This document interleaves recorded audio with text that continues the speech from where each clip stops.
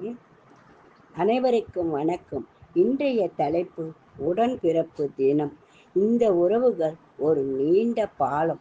பந்தங்களை இணைப்பது, பாசத்தை கொடுப்பது, பகிர்ந்து கொள்ளும் மனப்பக்குவம் இவர்களை கற்றுக் கொடுக்கும் பள்ளிக்கூடமாகும்.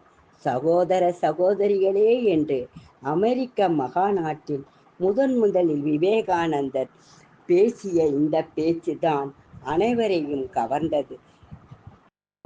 இரத்த சம்பந்தத்தால் உறவுகள் வந்தாலும் அண்டை அயலாருடன் சகோதர தன்மையுடன் பழகலாம். அதற்கு மனது ஒத்துழைக்க வேண்டும்.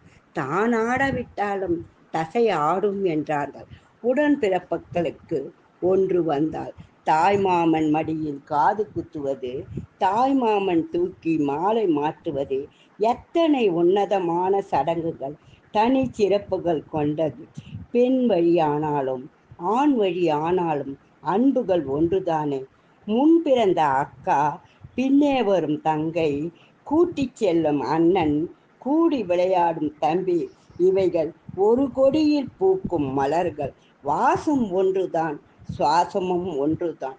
காக்கை சிறகினிலே கண்ணனை கண்ட பாரதி குயிலோசையை பற்றியும் சிறப்பை கூறினார்.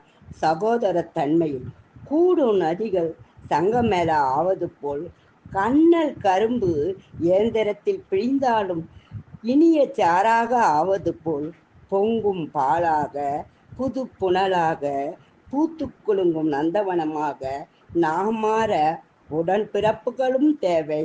உன்னதமான உறவுகளும் தேவைகள் தானே நமக்கு. வாழ்த்துவோம் உடன்பிறப்புகளை, வளர்வோம் உறவுகளுடன். உரிமையும் உடன்பிறப்புகளும் இரு கண்கள் தானே மனித குலத்துக்கு. வாழ்க வளமுடன். God bless you. இப்படிக்கு ஆர் சாந்தா பார்த்திபன்.